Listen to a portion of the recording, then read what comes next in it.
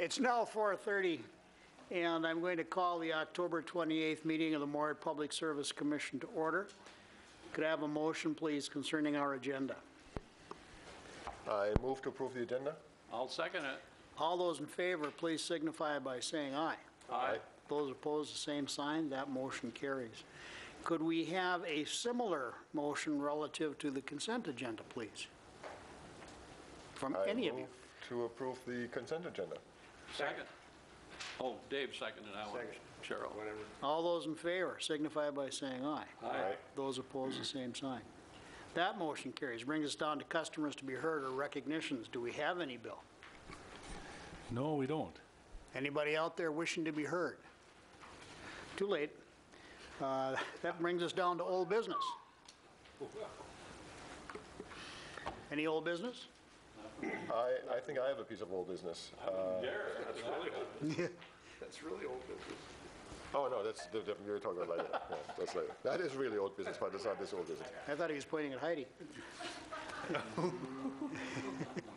Okay. Serious. So we had our meeting with the transfer group last week, I believe, last meeting, or the last meeting we had was last week. And one of the items that came up in that meeting is that maybe we should talk about, or maybe even approve in our body, in principle, the agreement that we're working on with the council. So one of the items that came up in the council in that meeting was, well, you know, are we in agreement in principle on what we're trying to do? Oh. And it may be worth for us. I mean, we all have seen the proposed agreement. I think it's in the budget binder that we all have, and maybe we should discuss it and you know, say yes, in principle we are in agreement. Does that make sense? How many meetings of the group of 5/4 gang have we had? 13, I think. This was 13. A lot. You know, we have a rate hearing coming up on what date, Bill? That's on The 12th of November. Rapidly is what you're telling me. 2 weeks. 2 weeks. Right, and at which all of these things will be discussed. And we're on a different time frame, of course, in the council, which adopts its budget at a different date than we do. You know, I can see where it would make some sense if, in fact, if there's a consensus within the working group that we have some kind of an agreement, and I think we're all in agreement that we should get an agreement, but if the basic terms with some minor tweaking are something that we've agreed to, then yes, I think it would be appropriate for us to indicate that we feel positively about it, and we would encourage the council to do likewise. Is that where we're at? Gentlemen? I guess I'd have to agree with that. We have been working through this all year long. The basic premise, which we did talk about a little bit 2 weeks ago, is that we're shifting toward what would be a kilowatt hour format, which then is measured truly on what it is that we do and what we sell and what we produce, and that's been the effort really over more than half of the conversations once we kind of arrived at that point as something that made sense to all of us. I think we're really right down just to the real detail of what that multiplier is going to be in order for us to have the numbers going forward. The budget that is in front of everyone shows how we're going to progress into the agreement years, hopefully with what is a pretty steady rate, so that we're not going at our customers constantly. So I think, as you said, Ralph, in principle, if we could have that kind of an agreement, you know, from the body, from the group of us, I think that would send a really positive message to the City Council, and I think it would tell the community that we've been doing their work and that we've made great progress. Well, I don't know that your work is finished necessarily. Not quite, no, we're not. Yeah, I said we're that close, we're just not quite. But at the same time, if you look at the history of the Moorhead Public Service Commission as well as the City Council, this is somewhat historic. If we're able to actually enter into an agreement that maps out, gives us a roadmap as to what we're going to do in the future on what has probably been the most contentious issue that we've ever dealt with and we continue to deal with. And I think it's in good order for everybody. I think everybody up here at one time or another has encouraged this group to continue their deliberations. How do you feel about it, Heidi? Well, I would agree that it, you know, I don't know if your microphone's on. it's on. Okay. I'm optimistic. I think it's exciting. I think we're very close. I think we're inches away from having a final draft for everybody, for the council to look at, for you all to look at. And we meet on Friday. And so Okay. I would think that Friday afternoon we should see something with the draft Okay. label on it. And But are we accurate in saying, if I take what Rolf has just said and Dave has just, are we accurate in saying that from a global perspective, that most of the issues have been at least hashed out within that committee? So we're talking about pretty minor things in terms of putting a formalized agreement together? I would agree with that. And I might be getting ahead of myself here, getting ahead of the agenda. Well, we obviously don't want to put you in an uncomfortable position. At the same time, I think it's important for this group, as a group, to either say we concur with what's been worked out, or we don't. And I think that it's pretty much been the consensus previously that we want this kind of an arrangement. It's good for all of us. And I don't know, Les hasn't chimed in yet. I'm sure he'll have an opinion. But, so, I mean, all we're doing is encouraging the council to act in the same vein and to do likewise. Right. And let's hear from Les. I want to I have some comments on an agenda item that could influence, Okay. could have an impact Okay? on the council. And maybe some opinions. So I mean, at this point in time, with what is on the table and with where everything stands, I think the council, I think it's something that they would be very open to and would agree with. Okay? I think there are some things potentially on the agenda, that on your agenda tonight, that could, Impact that? yes, maybe send some negative messages. Okay? That's piquing my curiosity. Les? Does the group plan on doing a final report? Yes. Okay, that would be the appropriate time for us to endorse it, Go. in my opinion. Okay. My only concern with that, and I understand where you're coming from, Les, my only concern with that is that we have a rate hearing coming up that you'll be chairing Yeah. shortly. Well, actually, the rate hearing is to allow our customers to express themselves as well. Okay. And there may be enough expression following the rate hearing that the group may have to go back and look at it again. Okay. Or our budget committee has to go back and look at it again. Okay. Well, that's true. So endorsing something, and I feel a little hesitant, the same way Heidi does, endorsing something that I'm not sure of yet, I don't feel comfortable Okay. with. Gentlemen? If I jumped the gun, I apologize.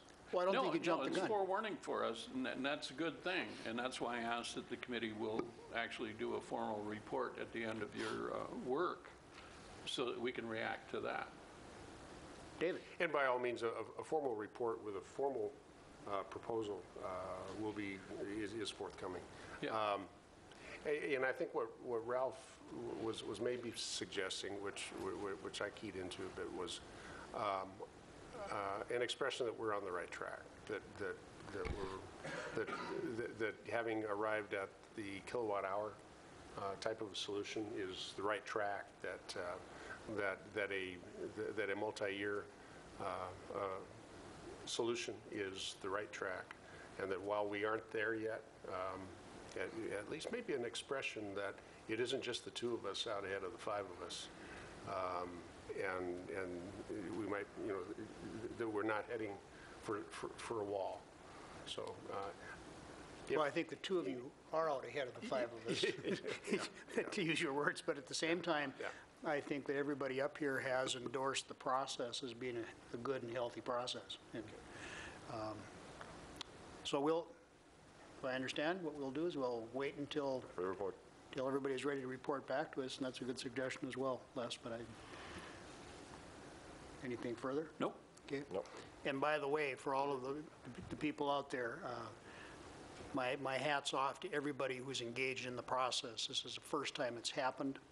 It's also been a tremendous amount of work for everybody involved, and thank everybody who's done that, the two representatives of the Moorhead Public Service Commission, as well as the representatives, our liaisons with the City Council, and we thank you for that. Keep it up.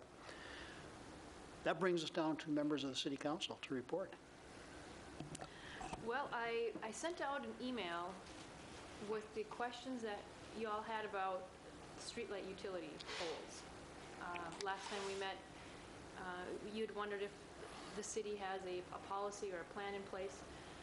Did you all, I don't know if you, hopefully you all received that, but basically I had asked Michael, the city manager, when we will have a policy on streetlights in Oakport, how many lights will be needed, and if MPS doesn't buy out Red River and XL in 2015, who puts up and pays for the streetlights in Oakport? And what I received back from Michael was MPS is currently working with XL and Red River to acquire the electric service territory. Following acquisition, timeline is unknown. The city and Moorhead Public Service will establish a public input opportunity regarding streetlights in Track 2 to determine whether a new or revised city streetlight policy regarding streetlights in Track 2 may be required. So and then he goes on to say, no streetlights will be installed by MPS or the city until negotiations are complete. Timeline is unknown. Public input on streetlight options has been gathered, and policy options have been reviewed and approved. It's unlikely that XL or Red River would install streetlights during the negotiation period. I also asked if it would be wise to maybe create a policy prior to the acquisition or prior to January, prior to 2015. And Michael thought that it could take a while, and there might be new technologies, and that maybe jumping the gun too early might end up with policy that is dated in terms of technology, available technology. I hope that answers those questions you had last week. It does from my perspective. Thank you. Okay, thank you. Perfect, thanks. Members of the Public Service Commission, I'll report that today, Rolf and I and the general manager had the opportunity to sit down and visit with members of the Red River Valley Co-op, talking about negotiations, and that as a result of those discussions, we have, in all honesty, said that virtually anything is on the table in terms of moving forward. I would report that it's highly unlikely that we would be taking over the electric service territory January 1st of 2015. As a matter of fact, I can all but guarantee that that's not going to happen. We even talked about sharing some expenses with regard to some engineering costs and some inventory type costs with them. And it was a good meeting. I think, Ralph, I won't put words in your mouth, but I thought it was a very good meeting in terms of open discussions and their willingness to work toward some negotiated settlement. Yep. And I think we all vehemently agreed that we will not go to court over this one, right? The one point we wanted to make as well, and that was an issue was brought up by Red River, is just to make sure that everybody understands, just because MPS doesn't take it over on January 1st doesn't mean the lights will be shut off. Right. So the lights will stay on, and nothing will change for the customers until we have finished negotiations. So, that was one of the concerns that they brought up, and we just wanted to make sure that everybody understands that. And of course, we don't have the same issue on the water side. Water's already done, right, and that will be just changed on the first. So, but yeah, I thought it was the same thing, good discussions. Nothing will happen this year. I think maybe a discussion with the general manager on certain items, but nothing major. And then we'll see what happens in the next year. Well, it was interesting that they indicated, and I think, Bill, you indicated as well, that you're getting inquiries from residents of Oakport Township as well as Red River Valley Co-op is getting inquiries. Everybody wants to know when this is going to happen, and I don't really think there's an answer. No, in fact, Travis Schmidt, our electrical engineering manager, was telling me today that he had someone ask him today. So, yeah, I think as we get closer to January 1st, I think more and more Oakport residents are going to ask the question, and some may want to come in right away and get our service, and then some may not, but we'll see. And also, it's not a thing that can be done, physically be done overnight. I mean, there's different voltages, there's different areas, there's certain things we need to do which we don't even know what they are. So it's going to be a longer process. How long, we just don't know yet. And this is substantially larger than what we acquired in Americana Estates, and is, in fact, 10% of their load. So it's a matter that they're going to watch very carefully. Any other members of the public service? Anything else to report? Mr. General Manager, I see you have a rather short report. I do have a short report, but I have a couple of additional items, and one that was sent to you as well.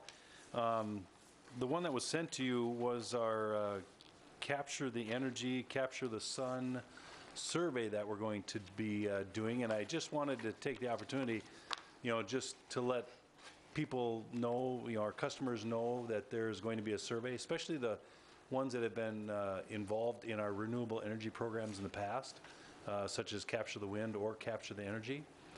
We have a new program that we've just coined called Capture the Sun, and that is a community solar project. And what we're going to do is be asking customers whether we should be doing a program like this, and if we do that, will they participate? And we'll be looking for those responses to see, what we want to do, what we want to plan going forward.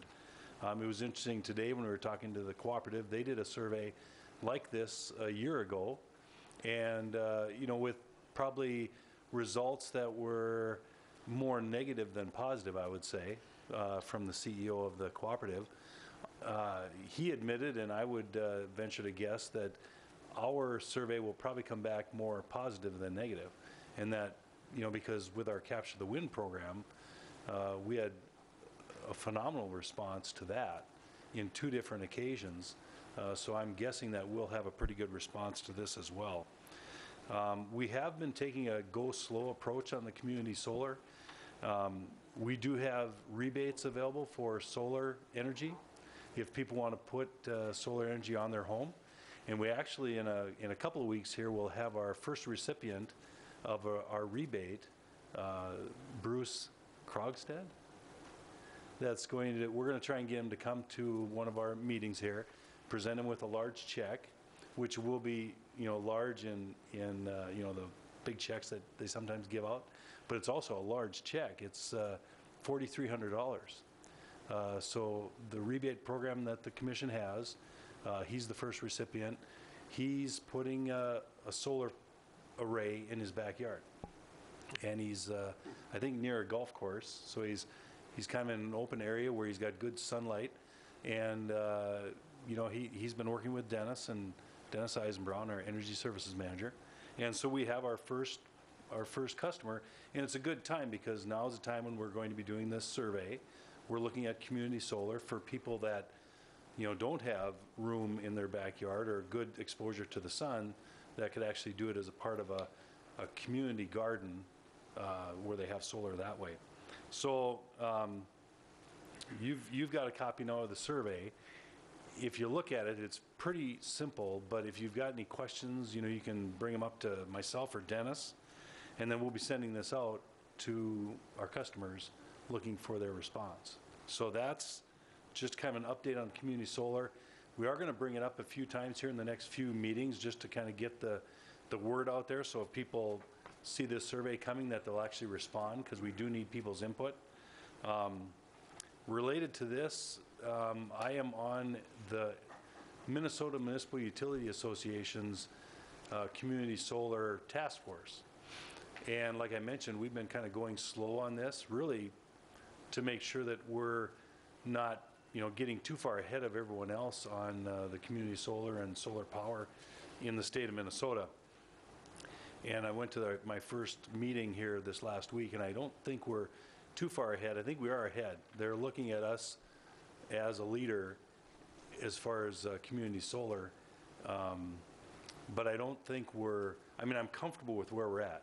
Like I said, we just wrote out a check for $4,300 for somebody to put in community solar, and that's a large check.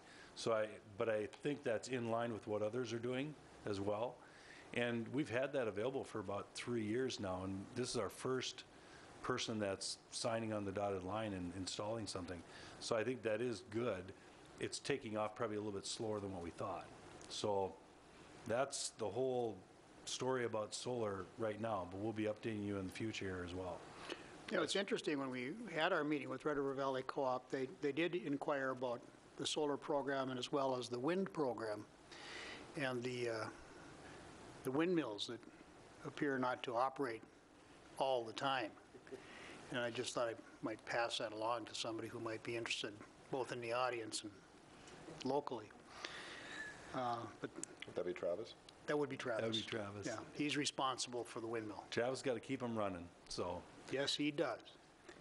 Couple other things. Excuse me, Les has a question. Oh, okay, go ahead. Or a comment. No, Sorry. I have a comment to the chair. What are you going to do with the solar panels? You won't be able to see whether they're working or not. Good point. I'm a little concerned about the fellow putting one in next to a golf course, because my backyard goes to a golf You're on course. the golf course, Yeah, too. and I understand what golf balls do to things like that, so I hope he's got a cage that he's going to put over the darn thing. The other thing that I believe is true, Bill and Dennis can comment or not, it's up to you. I believe that with the solar panels we have out there now, we can remotely see how they're working. And I think we'll have Dennis come up here, because Yeah, well, Dennis is doing that. I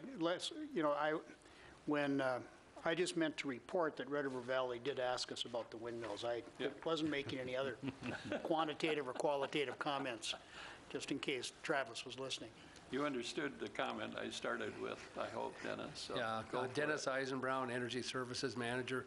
Yes, we do have a website link on our website that will take you to our solar panels, and you can actually see the production that they've had and, what kind of carbon footprint has been saved, and a lot of good information there. So, and it is available to the public. the other question, I think Dennis had an answer on the golf balls hitting solar panels. Right. I think Yeah, this and is the customer interesting. did look, he was concerned about that, and there are a couple different levels of protection built onto the panels themselves, and he made sure he got the toughest ones. So, Good move on his oh, part. yeah. Yeah.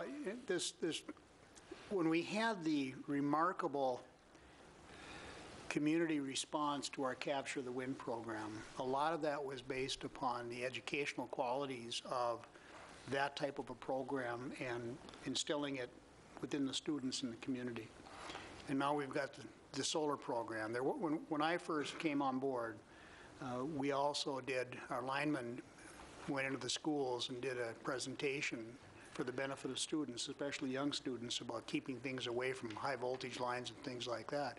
Are we developing or continuing to develop some type of an educational program where we can bring to the attention of the young students in this community these investments and what we're doing and what they mean to us? Well, good question. Actually, we are. We're doing a program, working with Missouri River, our power supplier, a program called Power Team, and it's actually going to try to implement it in the spring semester. And it's going to be a program that has to do with energy efficiency. And we can be able to, a lot of this will be actually presented by the schools, but we'll have input into this. But it's a program specifically targeted to the fifth graders in the Moorhead area schools. Okay. Do we still do the other program on the high wire? High voltage lines? Once in a while, we've done some presentations on it. But we haven't, I don't think real recently, but I know last year we did a public presentation with the this board, with the electricity savings thing, we It was always well-received in the schools, and, okay, thank you. Les? The website you talked about is available to the public, is that correct? Correct, yeah. I know later in the meeting, we're going to have a presentation off the computer that Cheryl is sitting at. Do you think it would be possible to bring that screen up prior to Chris's presentation so that people in our audience could actually see what it looks like Yes, going on yes, we today? could. And I'm giving you enough time to be able to do that before Chris gets up. So we're testing Cheryl tonight, too. Oh, they can do it. I know they can do it, whether they're willing to. Cheryl, Would you be willing to do that? Cool. And it's, the people out there can look at it and see what it is. Right, we're overcast. We're not going to get a whole lot, and it's getting dark out. Right. We're not going to get a whole lot of generation, but people might be surprised, right? Right. There's a lot of information in it. It's a good website, so. Okay. And even like this customer who put it in his backyard, he also has that ability so he can see what his particular system is doing, so. Technology is wonderful. yes, it is. Thank you, Dennis. Okay, thanks. Just a quick reminder to everybody, I have dibs on the first panel. I called that months ago. It's unfortunate, we won't be able to give you a check, however. I'll buy the second one. A couple more things. There was an economic development announcement. We've talked about this in the past. The city, the Economic Development Authority, hired a consultant to come in and do an evaluation of the, competitiveness of Moorhead, especially in the Macara Industrial Park, the Moorhead Industrial Park that's south of Interstate. And there was a press release. There was, I know the Economic Development Authority reviewed a lot of this information, and our electric and water rates were looked at, and a number of other things. So I thought it was a very good press conference. They, the gentleman that did the study, John Rhodes, I believe his name is, very good marketing type person, an engineer as well, and he did a nice job of presenting how Moorhead is very competitive in the region and a place where businesses should look to locate.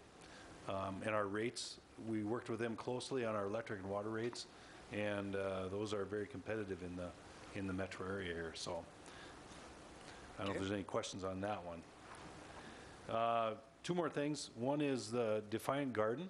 We've talked a lot about that lately.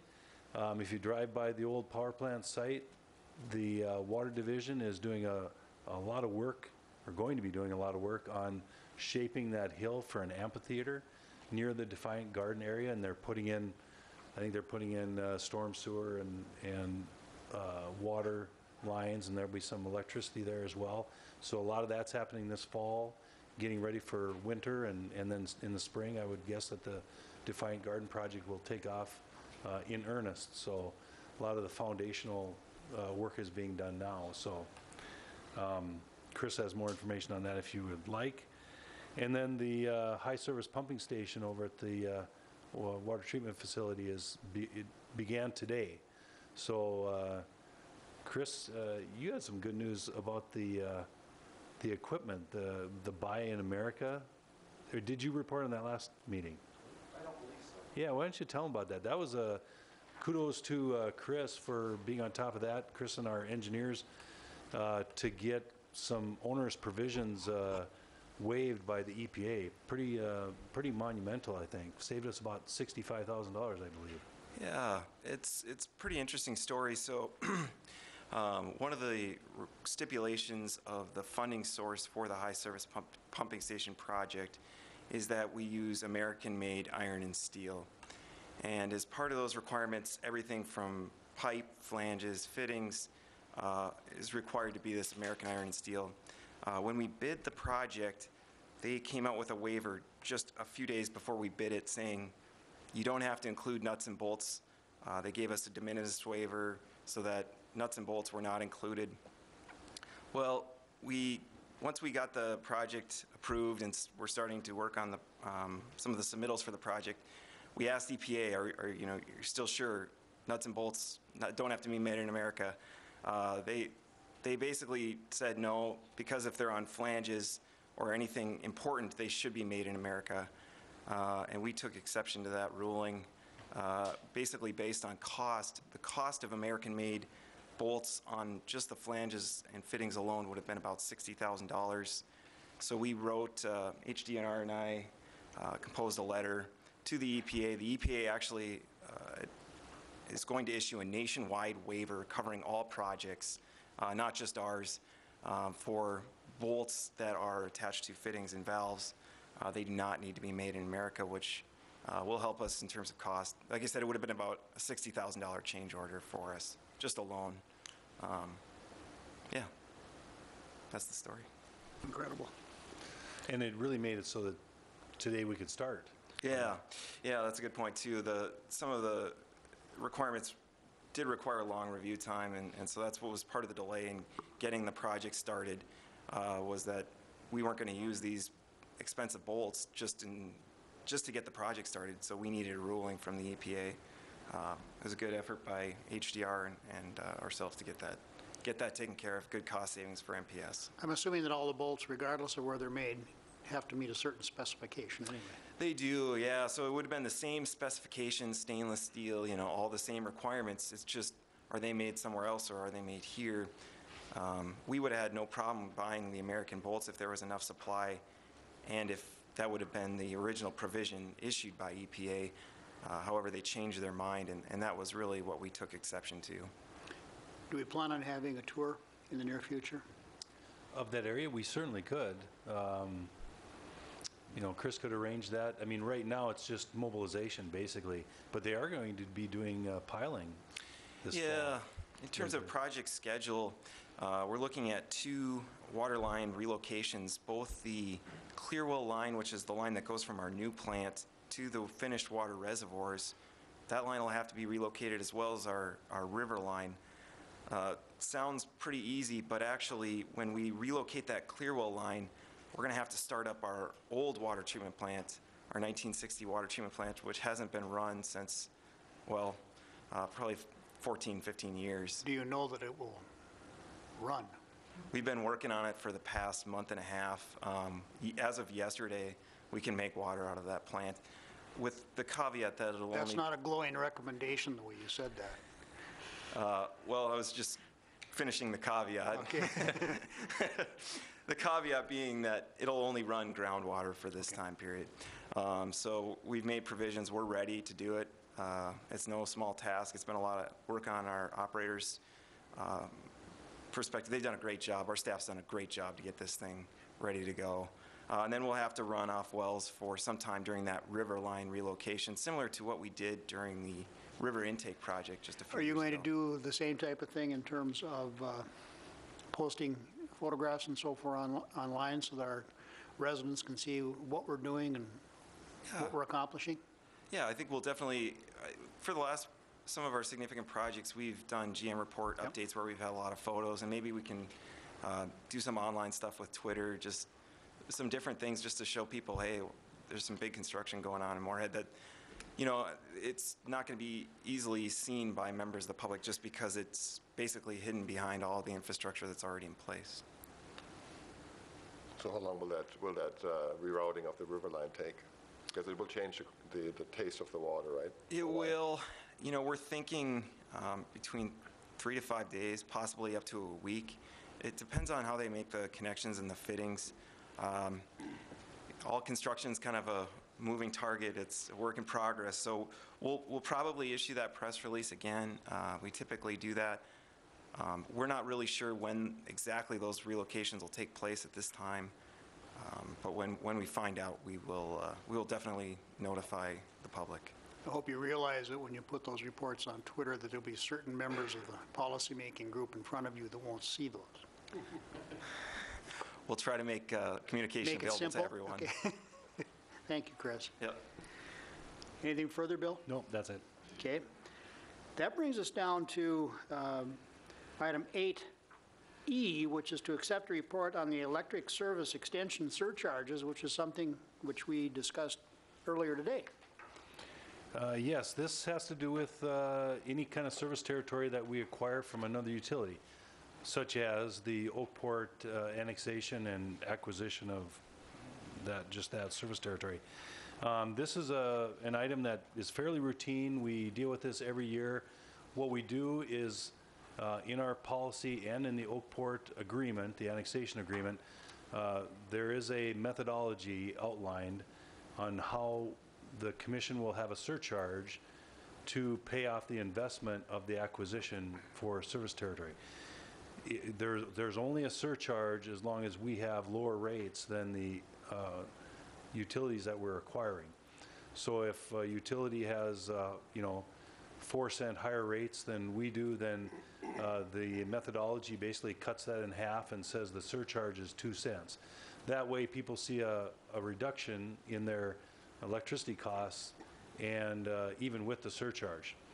What we have passed out to you was a slight revision of what we had, because we did not have the dual fuel rate surcharge in there. And same methodology works there. We basically take, if the utility has a dual fuel rate, we take that rate, we take our rate, and we divide it in half, and that's the resulting surcharge. So we added that into this, into the surcharge. The surcharge for Red River Valley Cooperative has actually gone up by 1/10 of a penny, actually 1/100th of a penny. No, 1/10 of a penny. Anyway, it's 2.3 cents, up from 2.2 cents last year. And XL's actually went down from 1.5 cents down to 1.2 cents. So the surcharges do change on an annual basis, but that's what we're recommending. And then the new surcharge, for dual fuel would be 9/10 of a penny, and that would be added on to our 4.2 cent dual fuel rate. With that, I'll answer any questions. Anybody have any questions? Could I have a motion, please, to accept item 8E? I move to accept item 8E. Second? All those in favor signify by saying aye. Aye. Those opposed, the same sign. That motion carries. Item 8F is to accept report number 4 on the proposed 2015 budget. Bill, are you speaking to this, or are the members of the budget committee? We'll have Nancy come to the podium as well. Nancy Lund, Admin and Finance Manager. And what we do is, this is report number 4 on the budget, strategic plan, rates, reserves, and this is the final report prior to our rate hearing. And as was mentioned previously by the Commission, our rate hearing that will happen on November 12th will be an opportunity for customers to come, ask questions, listen, on TV or listen here to our justification for a rate increase. At that time, we'll go over a number of items, and a lot of these items are summarized here or in the previous 3 reports. This one, again, has attached to it the working group draft of the joint agreement that we were talking about with the council regarding the transfer, as well as the spreadsheet that has some of the details for the next 4 years of the agreement. I did have, well, I'll let Nancy see if she's got anything to say, and then I've got one update from Missouri River Energy Services regarding transmission costs that might have an impact in 2015. But go ahead, Nancy, if you go ahead. Nancy Lund, Admin and Finance Manager. So you've been distributed the proposed budget binder that has a lot of information in that. I would maybe draw your attention to tab 3, which is the executive summary on that, and I'm not sure exactly how that's marked in your iPads, but for me it's tab 3. And we'll just kind of walk through that a little bit. What staff has been doing is meeting with the budget committee, who's been very engaged throughout the year in a lot of different processes that have gone on. We've met with all the division managers and got input on both operating expenses and capital expenses. We've finally got some information, some pretty firm information on purchase power rates, so we know from WAPA that there's no proposed increase from WAPA. We were originally projecting a 2% increase in WAPA rates, so that's a good thing. On the other side, we have Missouri River Energy Services, who is giving us a 8.6% rate increase when we'd had no rate increase projected. So we've got a little bit of savings on WAPA, a big unexpected cost coming to us from Missouri River. So we've taken those inputs. Those are the major ones. We've taken the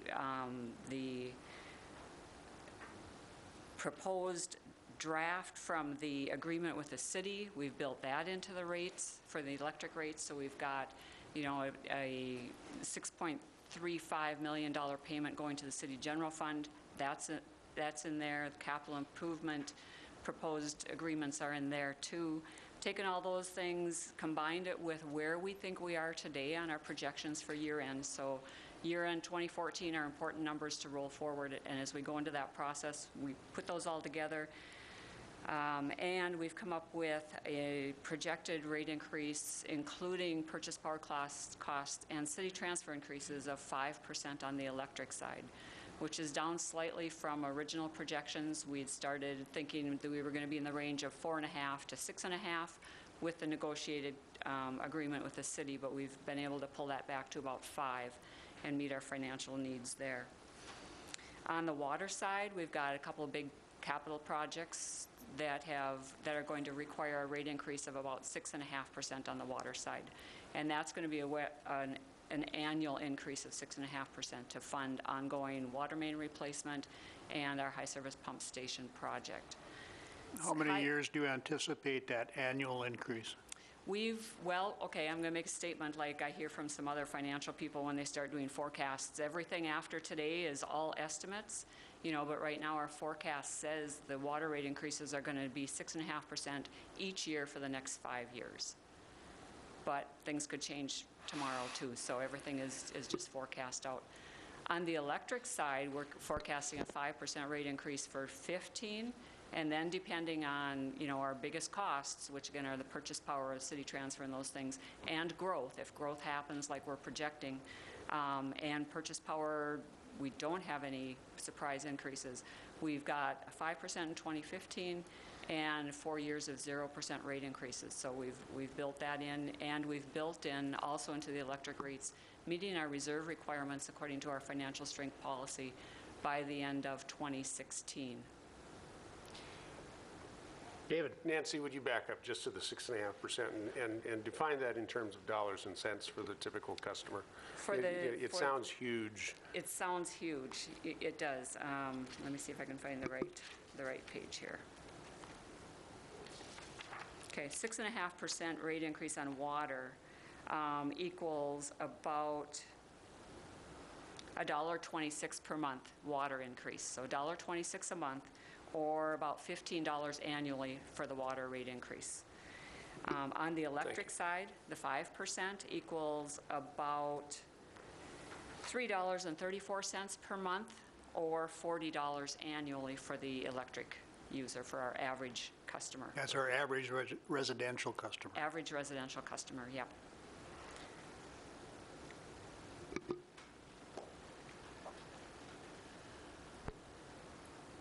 Mr. Chair. Yes, Les. This may be more for Bill than Nancy, but you're certainly welcome to do the answer. I think since I got on the commission, our projected electric rates for upcoming years were almost always zero. And yet if we look back at history, I don't think there's ever been a year where they were zero. So is it really fair and accurate to list 5 years worth of zero? Because people are going to say, hey, wait a minute, you said I wasn't going to get an electrical rate increase for 4 years. I doubt if that's going to happen. Do you want me to start on that one? We used to have not zeros, but probably we had 2s and 3s in there for a while. Yes. And which was probably more accurate. Right. And I remember, a few years ago saying, plan on that. Plan on just having a steady stream of 2s and 3s. And I almost want to say that. I mean, it's a very good question, because it's what do we want to put in there for a dollar amount? Because I'm going to talk about transmission issues that are coming up. And this issue, I mean, the reason why we're having a 5% increase, I mistakenly said a few meetings ago that it was transmission related. It's actually our power plant.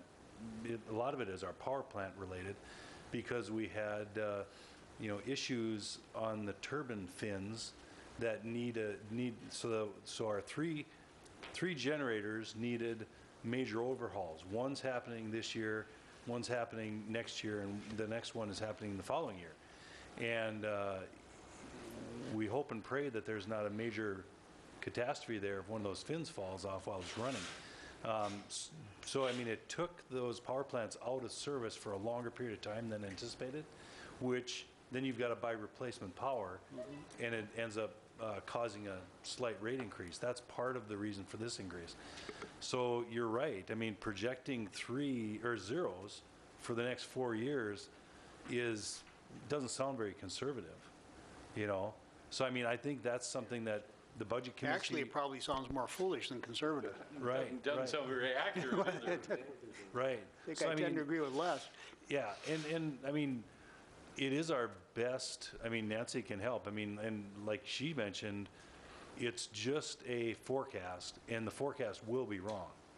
And... Yeah, she gave us that same disclaimer. Yeah, so do we put twos in there, or every other year a two, when we think they might be zeros? It might be a good time to talk about, well, I'll just wait a moment and I'll finish up with the transmission issues. But we really don't know. I mean, we're kind of fine tuning things at this point, but if we put twos in there, I mean, our large customers do hold us accountable as far as what we have in there as well. So we try and be accurate. So based on the forecast from WAPA, which the rates aren't going up, and then MRES has a rate increase in a couple of years, but Nancy's thinking with a little bit of growth and this agreement with the city, I mean, we won't have to raise rates even when MRES is going to raise rates in a couple of years, because that's a small increase. But we also know there's some potential big issues on the horizon, whether it is the transmission, whether it's the haze, whether it's the coal power plant needs to be shut down. We know our plant is one of the ones that will be affected. We may be able to save it for 20 years as a grandfather kind of a thing, but we may lose it. So I'm with you, Les, that maybe we should put something in there, be very clear about it. We don't know what it is going to be, but it may be something. If we don't have to go up, then we don't go up. I also know that Joe and team, I mean, they will have needs on a replacement on the electrical side pretty soon. Reality is that we have increasing costs, and they're more than just the purchase power part of things. So I'm with you. On the water side, we don't have the same issue because we control that much more than we do on the electric side. But I think it is maybe time to talk about it. And frankly, this year too, 5% is a big amount, right? I mean, that's a big increase. It may be $3 for average household, but we also have big customers and bigger households that need more electricity, including mine with 2 teenagers. 5% is pretty big, and we were lucky to be able to pull it down a little bit because we had budgeted, 6.5% to 7% when we first talked about it. So, but it may hit us next year. So I'm with you again, Les, that maybe we should put something in, make a good faith effort, saying maybe this expect a 2 or 3% every other year. If we don't have to do it, we won't do it.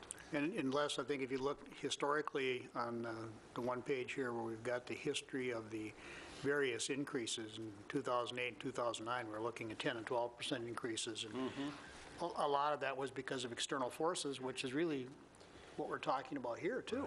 Right. Which could happen in 2 years. Absolutely. Yeah. And that. I mean, if you look at what we've got here, a 5 and then 4 zeros for electric, that's really our best case scenario. And we probably should have a base case scenario, which is probably your 5 and then a 0 and a 3 and a 0 and a 3. That's probably that's a probably most likely scenario, given that things are going to change. But the best case, which is the one Nancy outlined, is what we're hoping for. Dave looks like he's cooking up a question. I think, our best case scenario right now is the scenario that we have in front of us. It's based on the information that we have in front of us. And rather than dropping a number in there because that's as arbitrary as anything, I think I would suggest that we just make an anecdotal sort of a comment that says, this is the way it looks right now. I really don't like dropping numbers in that make it real when it's not real. I think if you look historically at this, however, we do have a track record that goes back over 100 years. But we don't have a budget right now that says we're going to do that. That's true. We don't have numbers that say we're going to do that. And, I'm fine with coming back to the folks next year and saying, okay, now this is what it is now. But right now, this is what it is now. And Edit the report, edit the budget so that we're making that kind of comment. And then customers hold our feet to the fire when we come back to you next year. And they if should. it's 1 or 2 or whatever, but right now, it's not. Right now, it's a 5 right now, and that's a painful one. But hopefully, what it does, given the kind of agreement that I hope that we've put together, and based on the kilowatt hours that we really believe that we're going to be able to do, that this is what our budget looks like. Well, and the other thing I want to draw to your attention along those same lines, I really tend to agree with Les on this one, but at the same time, then you look at our projected unrestricted reserves, and we want them to grow. I think we need them to grow because of bond covenants and elsewhere, and because of the rating process we go through. At the same time, the general public has to know that we are essentially uninsured when it comes to what could be a catastrophic ice storm or whatever. We're going to be out there doing things. And in the past, some of those reserves have been utilized by this board to stabilize rates so that we don't have sticker shock in any one given year, although hard to say that when we have a 10 and 12% increase back in those years. But, I mean, we do have a need to build those reserves for all sorts of reasons, and but I think we should, if it's an anecdotal statement, fine, but I think at the very least we have to be realistic in how we approach this and how we ourselves look at this. But I also wouldn't want to send an inaccurate message to anybody that's going to be looking at our budgeting process. See, I'm just reading, I do apologize for not realizing this, I'm just reading the footnote here, and it talks about MRAS planning a 3.4% increase in 2017. Wouldn't that be a 1.7 in our numbers? We have put those into our model, and with the increase, with this increase now, the 5% increase now, and the projected growth, we think we'll be able to cover that. WAPA rates won't be going up, so we do have that in the model. So you're going to put that in writing for us? I'm going to put it in the model, so yeah, no guarantees, but I mean, it's our best guess today. Today, a budget is one point in time what we think is going to happen, and we know that nothing's going to follow exactly, but I don't like the idea of trying to inflate those rates and those revenues without having something to back it up.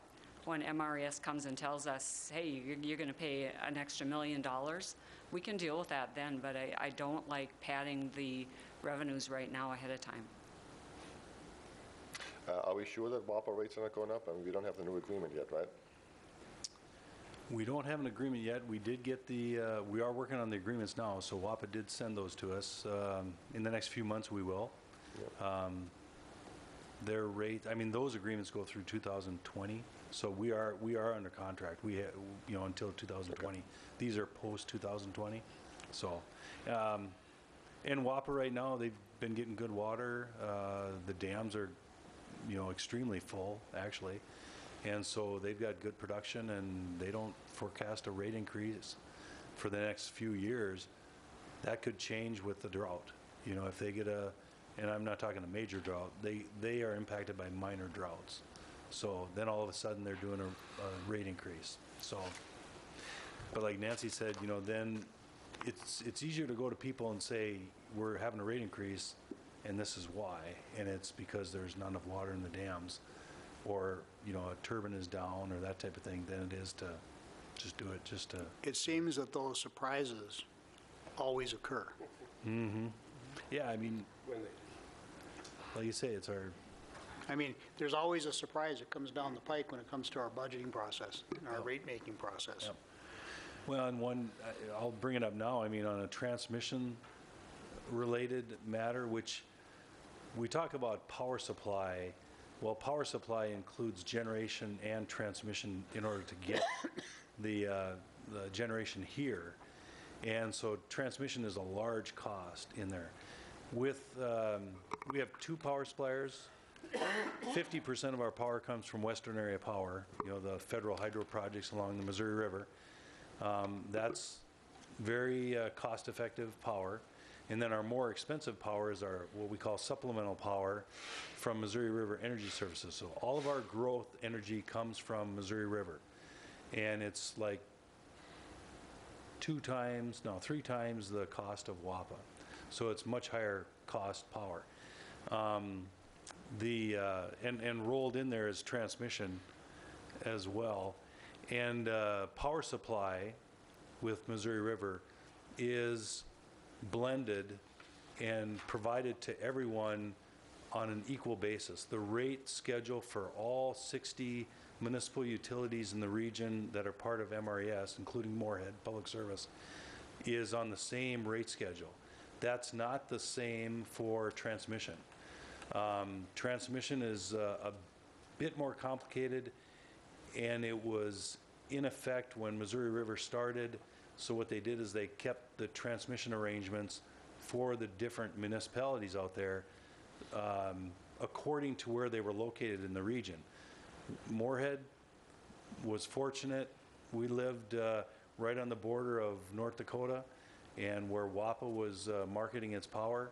And so, WAPA ran the extension cord to Moorhead and said, here, hook into this. And we did, and we shared in all the costs that WAPA had in transmission.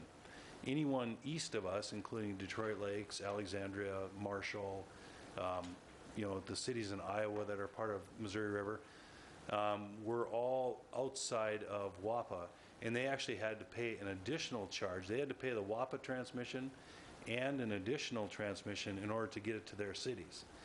They've been paying that for the last,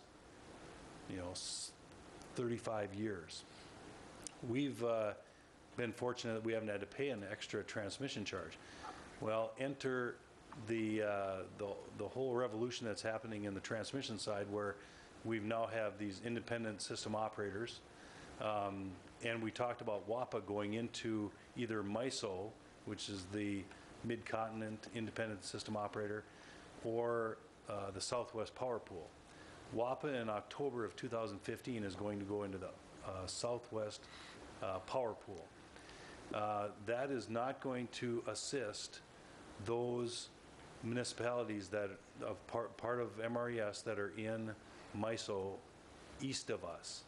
And so what came up a few years ago, and Les and Ken will remember this, is an effort by the board of Missouri River Energy Services to do just what they did with power supply and to blend all the costs of transmission. So regardless of who your transmission provider is, whether it's WAPA, which is us, or WAPA plus Otter Tail, or WAPA plus Otter Tail plus XL, and they call those pancakes. Some municipalities pay 3 different transmission rates. Well, what the board at Missouri River is looking at is, do we take all that and blend it all together? And that would mean that what we typically pay is about 0.6 cents per kilowatt hour for transmission. Worthington, Minnesota pays about 2.4 cents per kilowatt hour for transmission. So they are 4 times us. They're 1.8 cents higher than us. Alexandria is not as much, but similar, and there's Iowa communities that are the same way. And those are growing communities as well, and they're seeing the pressure. Their rates are higher than ours, relatively speaking. And this happened a few years ago.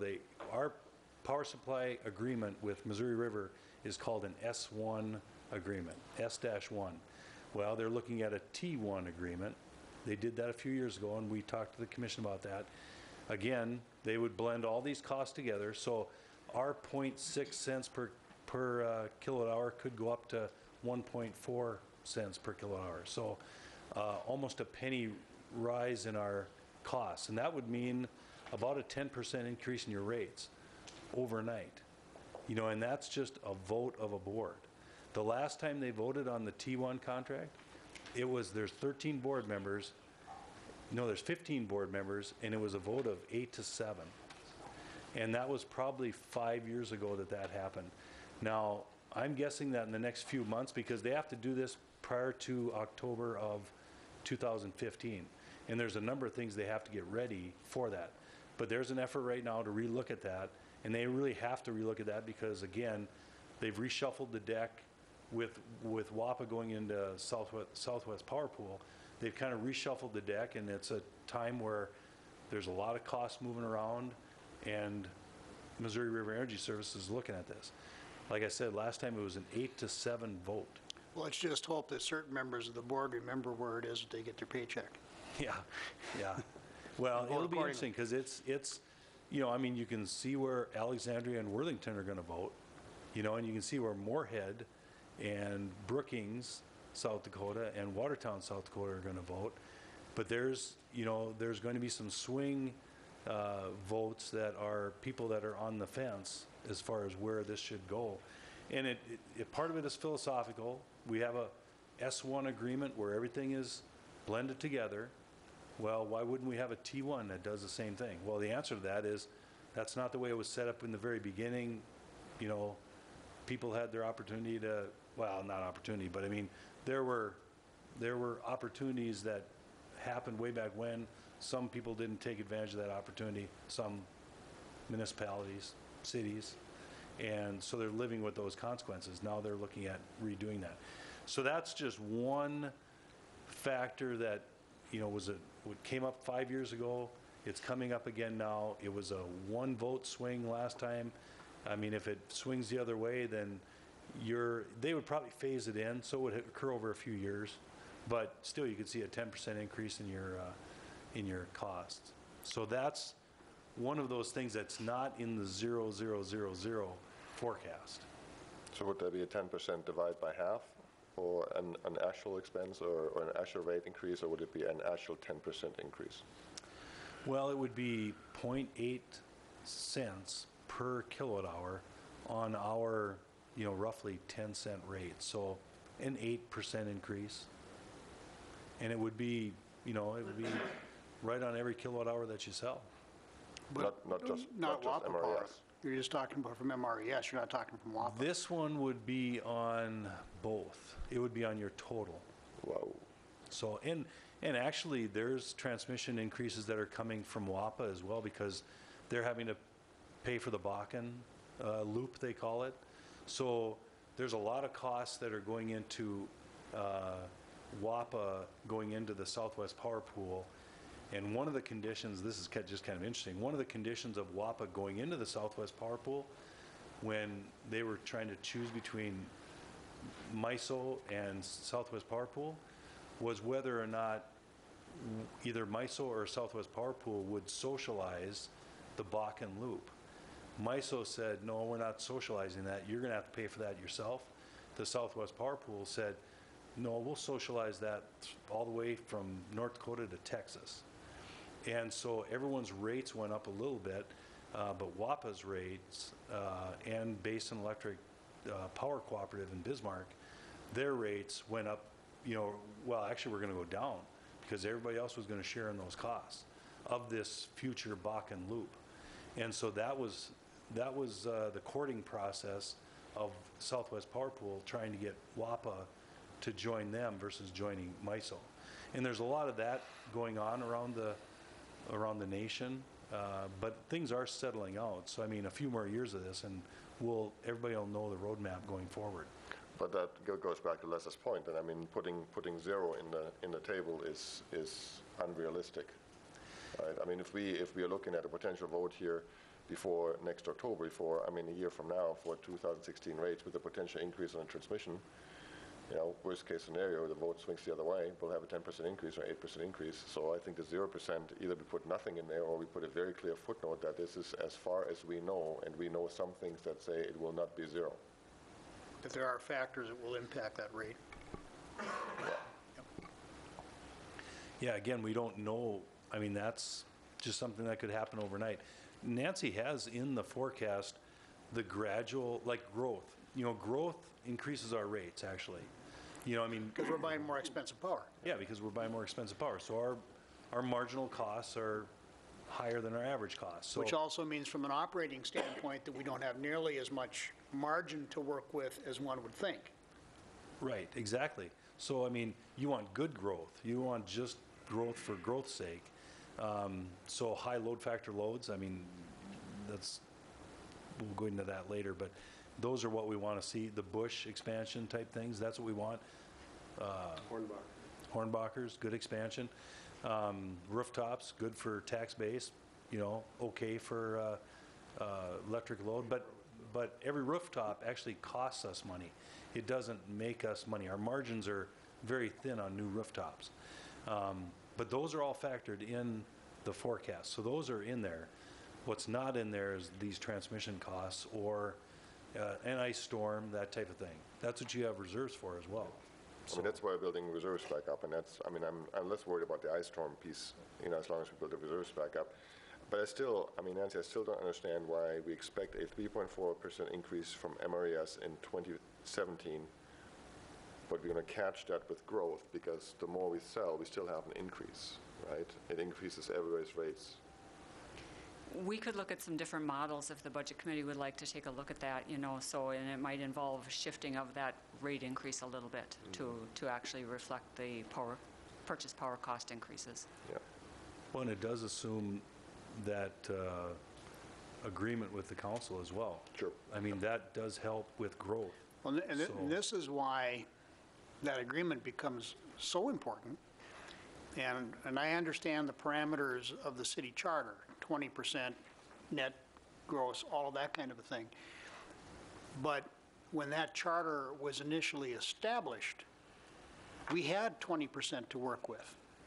And now, given the fact that we're buying more expensive electricity from MRES, we don't have those same margins, and so it forces us to compress everything else. So that agreement is very, very important to everybody here and within the city. So So do we need to do anything on these numbers? I mean, I think we have to accept the report, Yeah, and just, because you'll be meeting again anyway. this is what we'll prepare for the rate hearing. So what you're hearing tonight, you're going to hear a condensed version on, on the rate hearing night, but we'll answer as many questions as people have. I move to accept the report. I have a motion to accept. Is there a second? Second. All those in favor signify by saying aye. Aye. I, Thank you, everybody, for a good discussion. We'll keep working. And I trust that you shall. That brings us down to item 9, which, if we're going to discuss it, would need to be taken off the table. Am I correct, Mr. Parliamentarian? Yes. Thank you. Is there a motion to take item 9 off the table? So moved. Is there a second? Is there a second?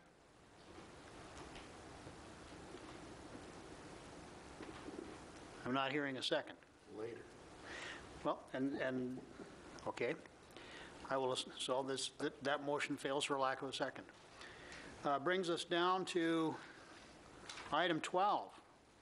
And I believe, if I'm not mistaken, that this will also introduce us to the Ralph Show and Tell presentation for this evening.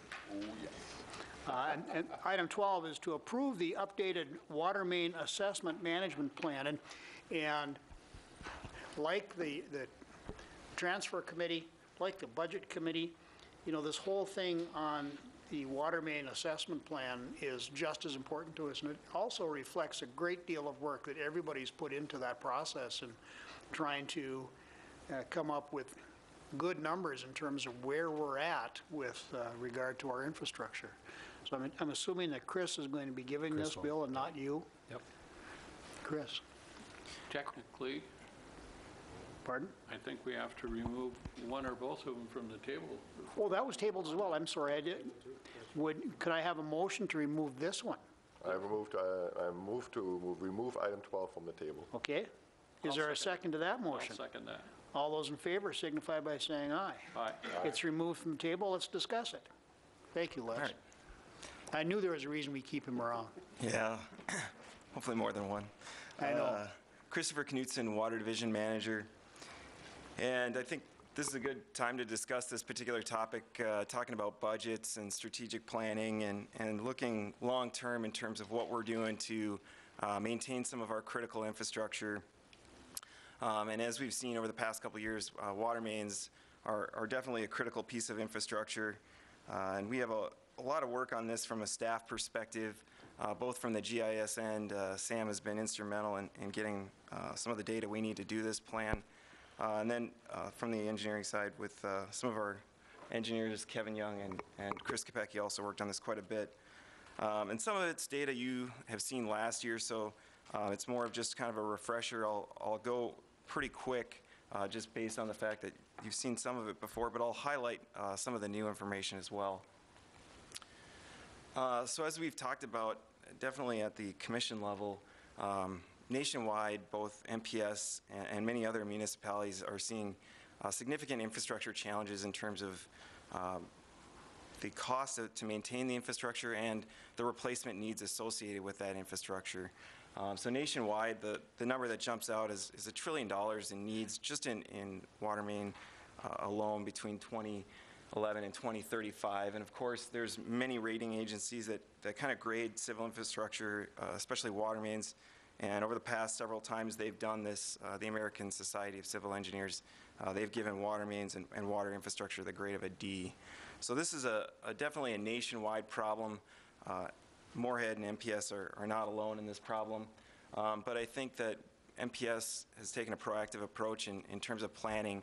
And this water main asset management plan that we developed last year is really a good start in terms of the planning process and how we deal with that infrastructure challenge.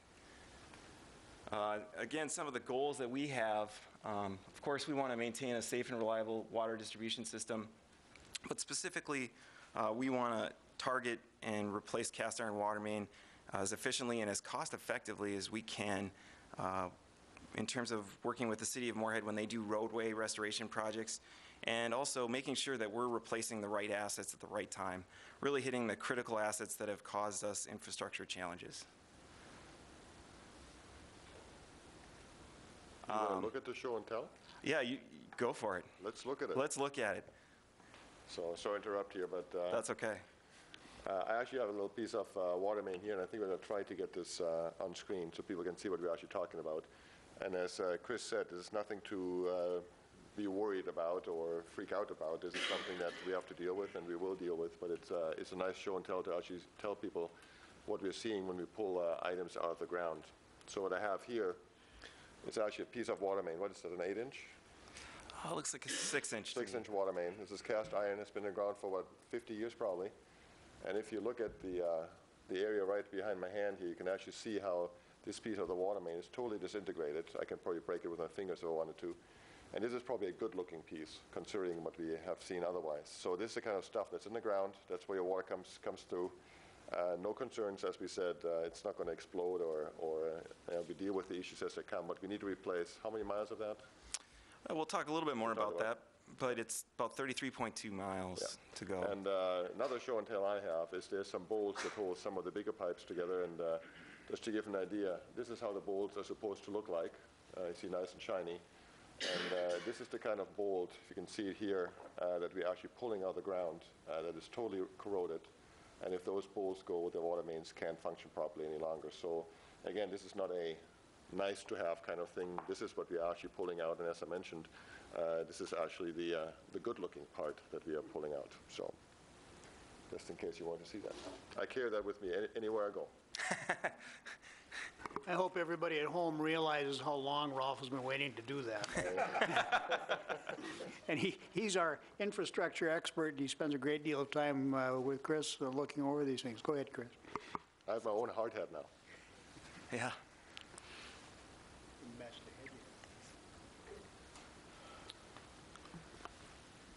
So picking up again, this is the historical water main installation info, and this is actually based on some of our management reports. So we have two different data sets that we're in the process of reconciling.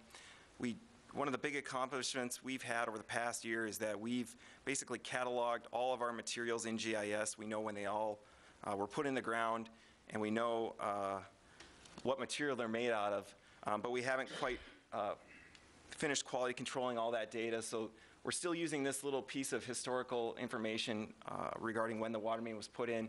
But of particular concern, and Ralph showed it very well with that piece of pipe, are the 1940s and 1950s cast iron, represented on this graph by purple bars. So we have a lot of it still in the system, about 33.2 miles of it. And unfortunately for MPS, this pipe that was put in at this time was designed with a lower factor of safety. Was also designed during the war. So basically, poor materials and a little less of a safety factor in the design results in a lot of the current problems that we're having right now. So as we briefly mentioned, this was one of the big efforts that Sam and our GIS interns did over the past year, was cataloging all this information. We have 33.2 miles to go. And really, this plan, one of the updates we have is to provide a roadmap for how we get to the replacement of those 33.2 miles. So we actually have 25 miles of cast iron identified. We know it has a break history. We prioritize that 25 miles in terms of how we're going to replace it. And then the remaining we'll know more about as time goes on. But think of the water main asset management plan as really the roadmap to get us to the replacement of that 33.2 miles of cast iron pipe. Sorry to interrupt you, but the other part is also important. Is the green part here is this is asbestos concrete, right? And if you are like me, I don't like anything with asbestos in the name. So even though that is safe, everybody tells it is safe. It's been in the ground for 20 or 30 years or 40 years. At some point, I mean, while the cast iron is falling apart and needs to be replaced, I think we really need to look at the asbestos side as well to say that stuff should come out as well. You know, again, it's safe. There's been studies done on them, so. Yeah, I was just going to ask with regard to the asbestos. Normally, you don't have to do anything with asbestos unless it's friable.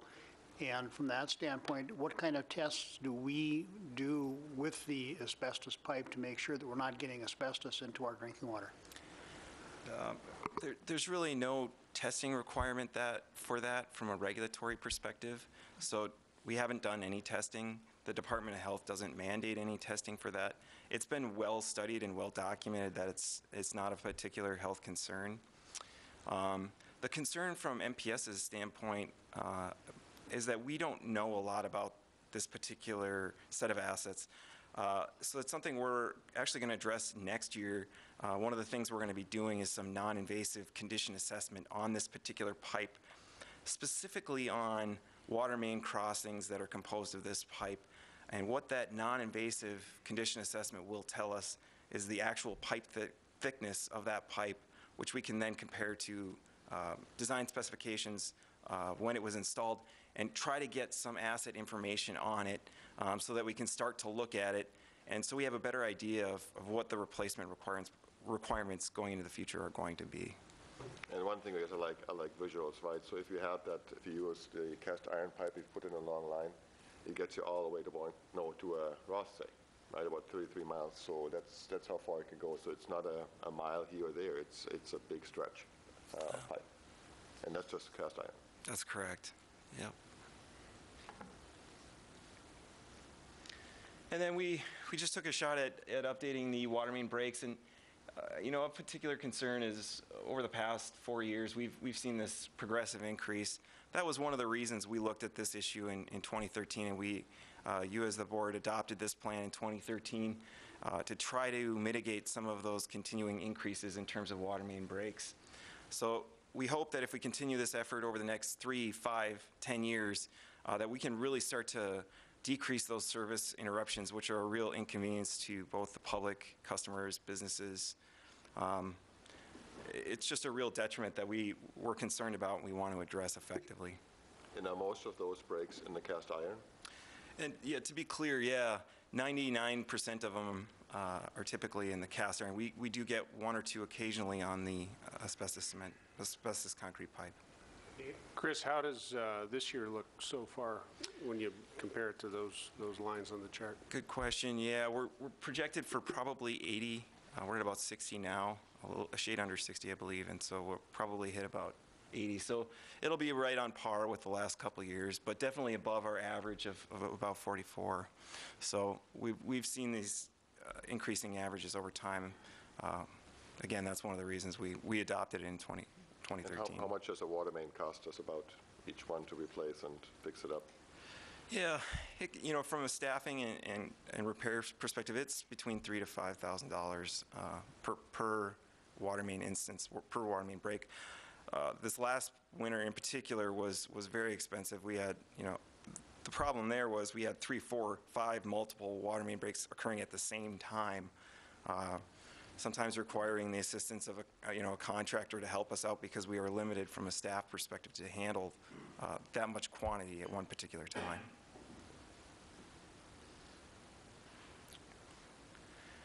And then I'll go, you saw these actually last year. We didn't update the regional survey, but just kind of reminding why we adopted this aggressive approach to water main replacement. And the other cities are anonymized on this particular graph, but suffice it to say MPS is well above the regional average and well above most other cities in terms of water main breaks per mile, which is an index that just compares how many water main breaks you have per mile of cast iron pipe.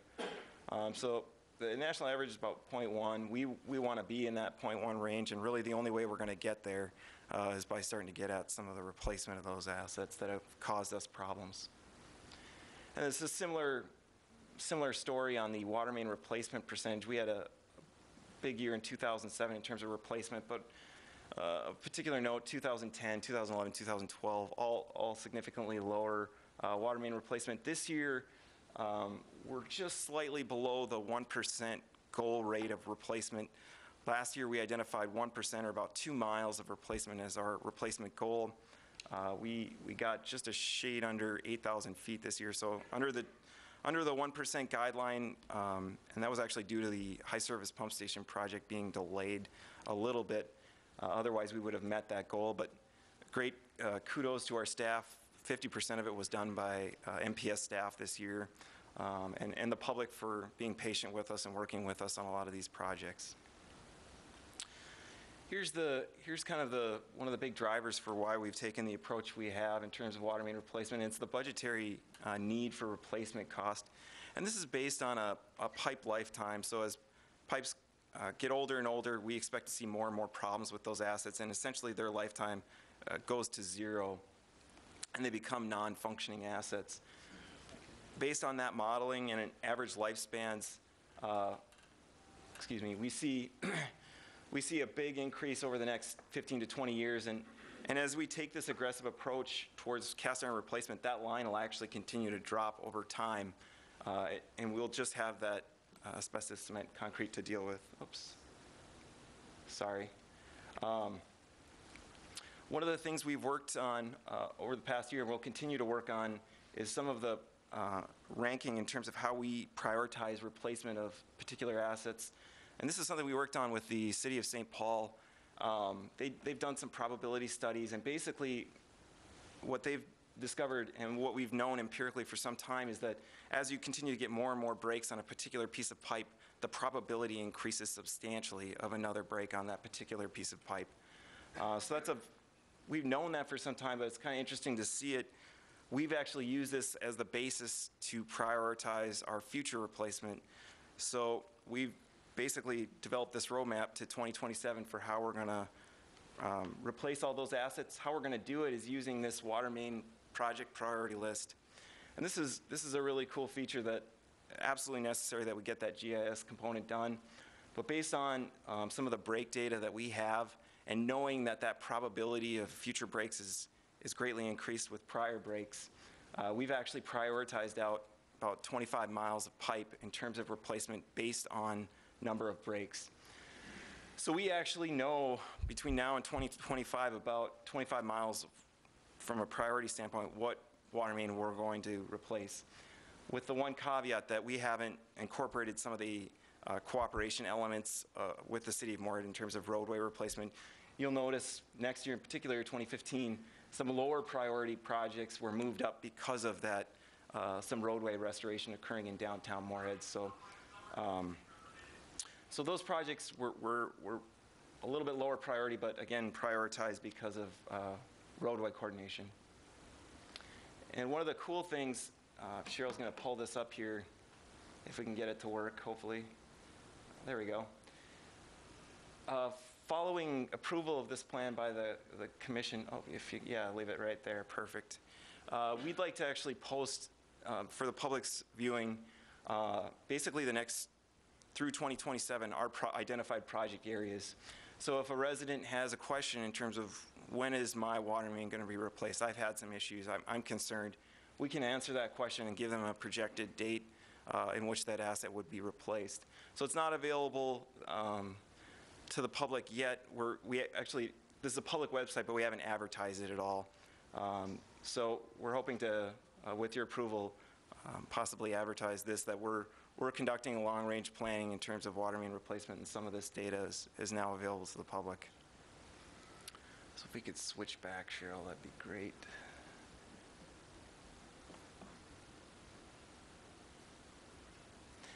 And yeah, if you could just hit that presentation mode. Perfect.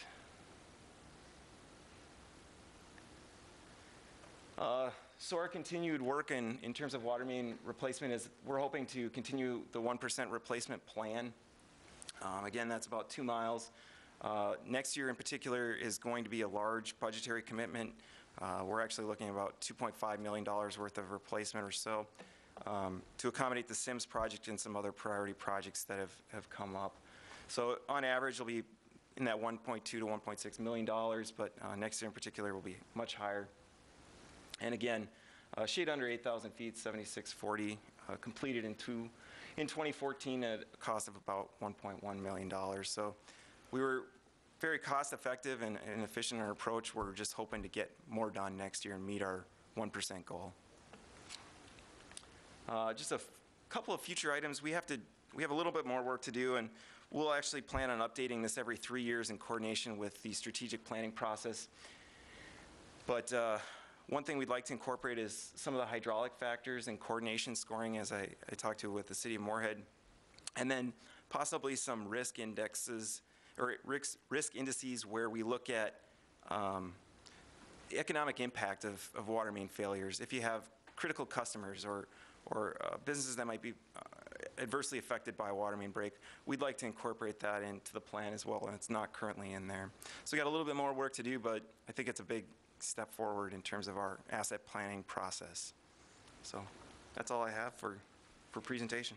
Bill, do you have anything you wanted to add? Not really to this item, unless you've got questions. This is our water main asset management plan. Do you have some things you'd like to add? I'm not even gonna, anyway, yes, I do. I have a question, actually. John unfortunately could not be here today, but one of the things we talked about is with money being rather inexpensive right now, and you guys did a great job on the pump station with a 1.01% financing rate. Does it make sense for us to look at even a more accelerated replacement of those 25 miles of really bad cast iron? I mean, does it make sense for us? I know Nancy may not like the word bonding, but does it make sense for us to go out and say, okay, instead of 2 miles a year for the next, 10 years, we're going to do 4 miles a year for the next 5 years. I mean, there's other items associated with that. I mean, anybody listening to this will realize that if we say we're going to replace 2 miles of water mains, that means we'll probably dig up 2 miles of road. That means there's going to be all kinds of construction going on, and I know there's some big hole we have now on 14th Street still. Yes. That's been there for a while. It does mean that there's going to be impact on residents moving around and what have you, but it is one of those items we need to do. So the question, again, I would like to pose here is this something, while 2 miles a year are good, and it's a great start, but it will still take us 10 years to replace what we currently know is really bad. Yeah. Right?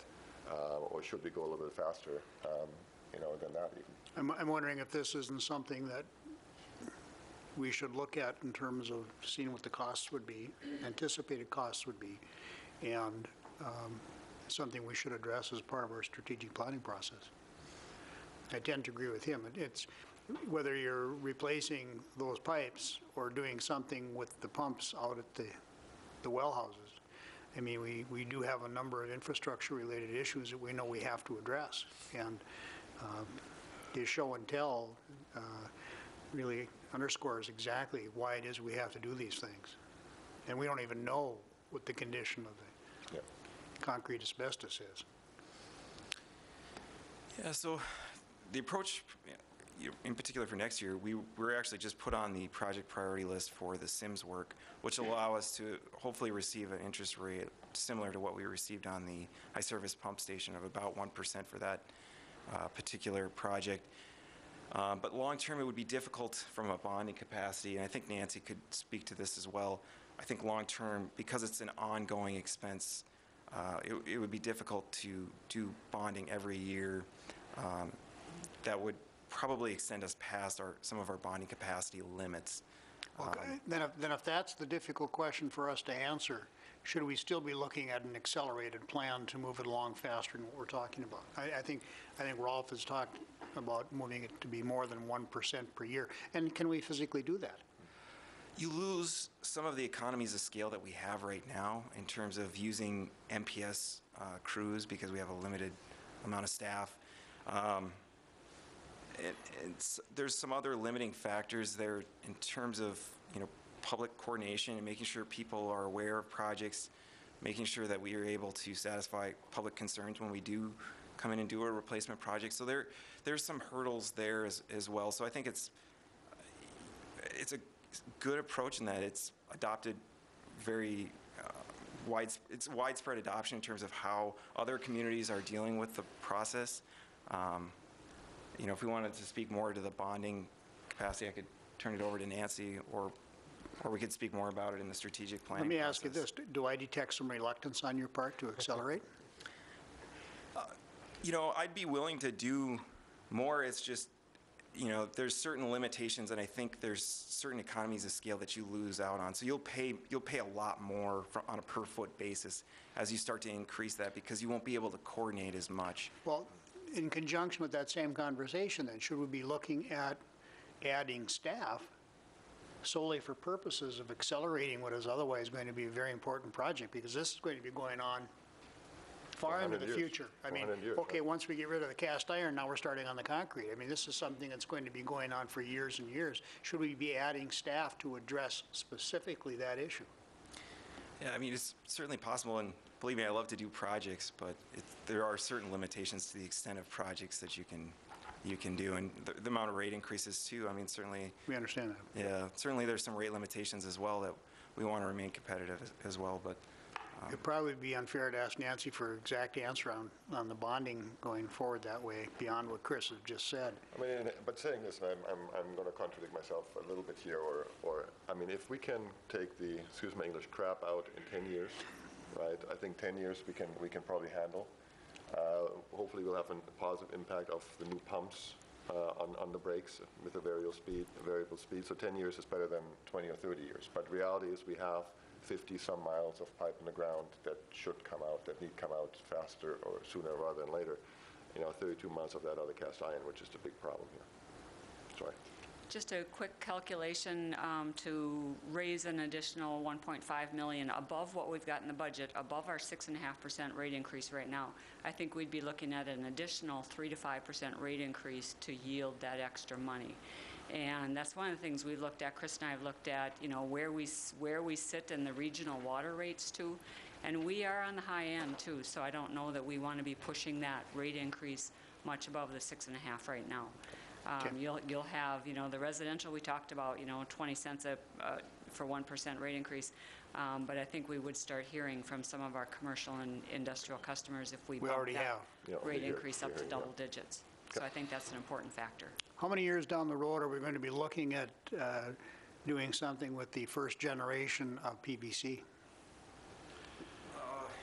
Hopefully that'd be, another 50 years, I would say. We'll all be dead. Yeah, so it'll be a while. Yeah. Okay. Yeah. And congratulations, by the way, on putting this together. I mean, this is very nicely done, and I like the fact that we think we know where the really bad stuff is,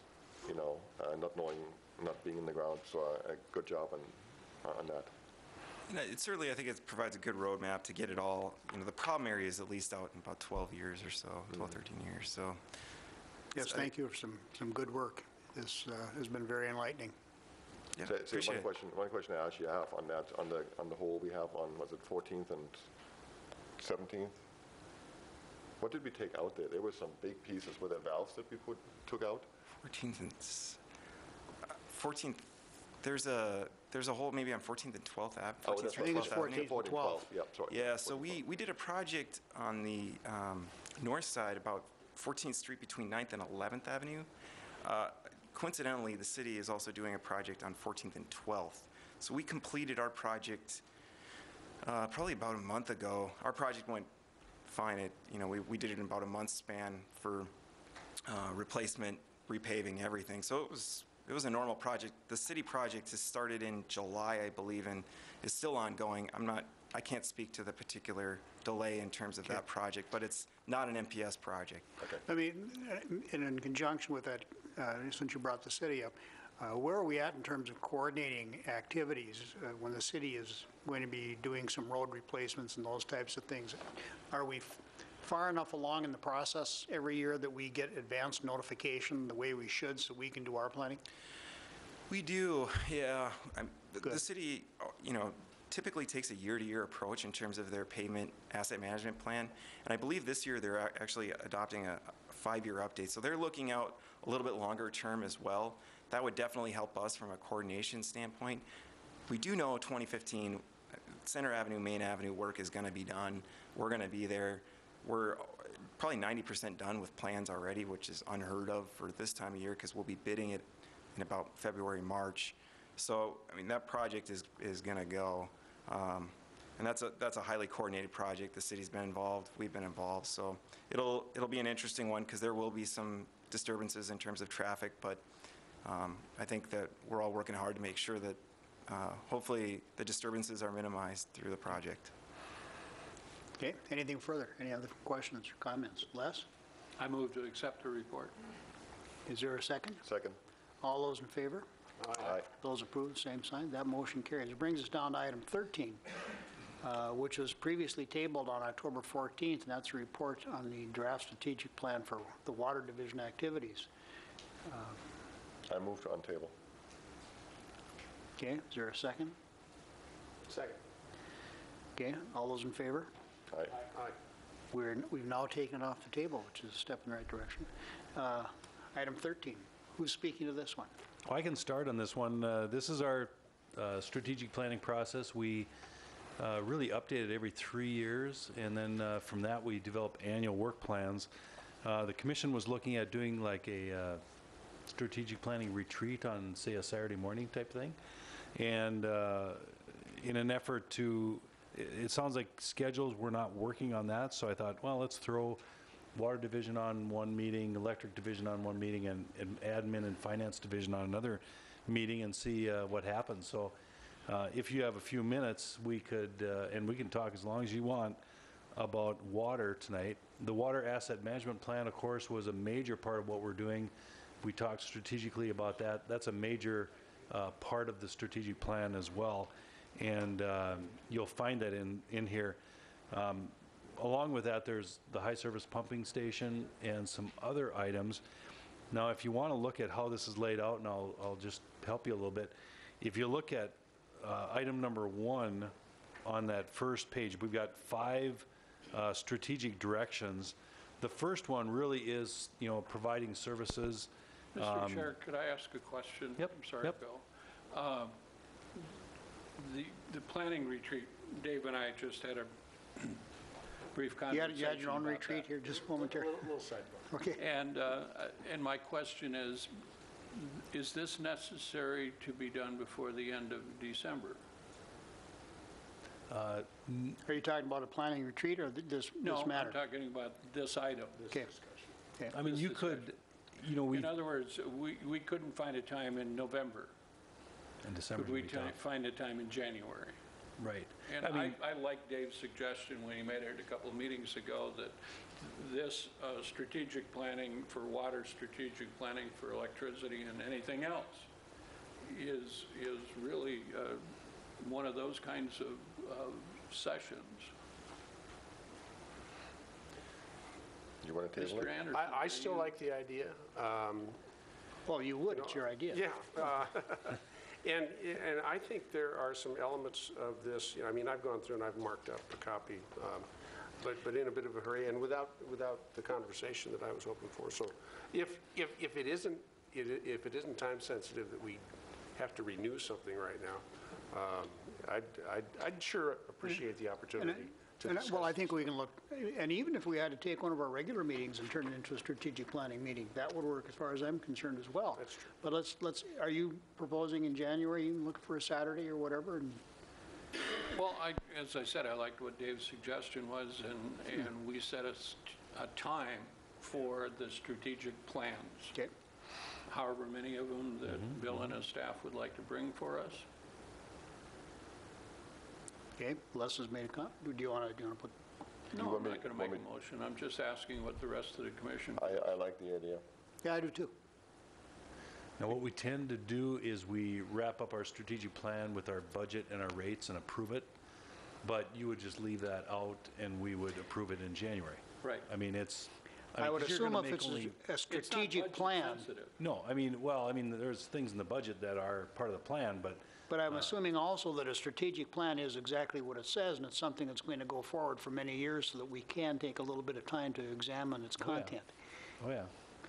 Thus the term strategic. I think that's what Dave said. Yeah. But I didn't hear that because that was a sidebar conversation that none of us paid attention to. A couple of meetings ago. I moved to I just untabled my table, so I'm going to move to retable the formerly tabled and untabled item, number Which table are we 13. using? That one. Okay. Coffee table. Is there a second to I'll that? second that. Okay.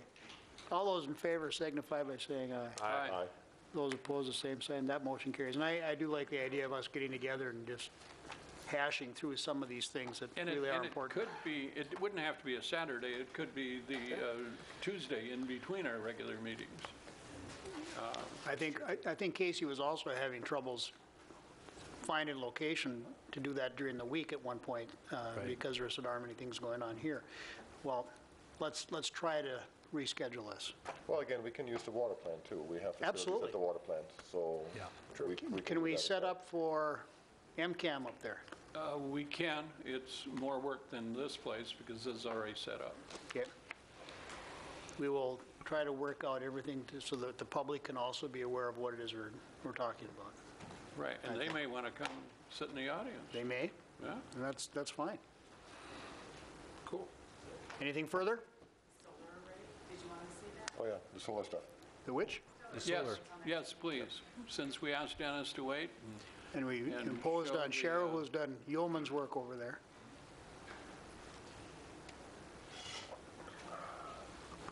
So if you go to the Here, go down to the speaker. Dennis is, going on to the speaker, and then everyone at home can hear.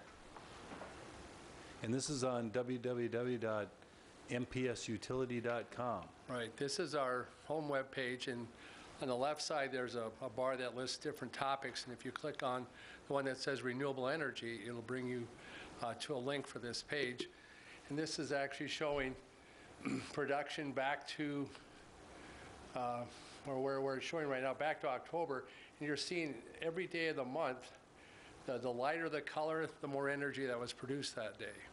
And you can, I believe, click on a day, and probably will tell you, click on another day once. Okay. If There you you go. scroll up, okay, now click on a different day. Okay, see on the left there, it'll tell you how many kilowatt hours was produced that day. And then that graph shows you the solar production for the month.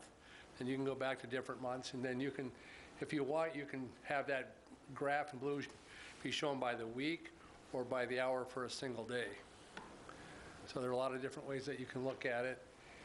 And I think if you scroll down a little bit,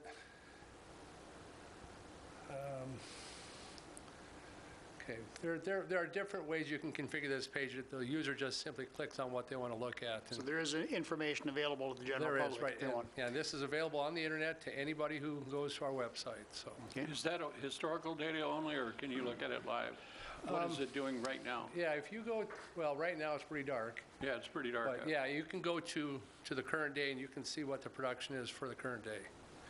We used to have a website where it actually showed us the production for each panel, but the people that provide this for us changed that, but I like that. But And we would incorporate this into the new project. correct, yeah. Basically, what this data comes from, on each panel has an inverter on the back, which converts the solar direct electricity into alternating current. Well, that's called an inverter, and that also has a Wi-Fi connection that provides this data to us, so. I don't want to ask a silly question, but I will anyway. So we have a lap meter there for trying to equate this with how many laps at the Monaco Grand Prix. Can we find something a little closer? We've done less than a lap today, apparently. Yeah, this is, all I can say is this website is put together by the people who gave us the inverter, so Okay. they must know somebody in Monaco or something, so. Okay, thank you, Cheryl. Dennis, Thanks to both of you. this meeting is adjourned.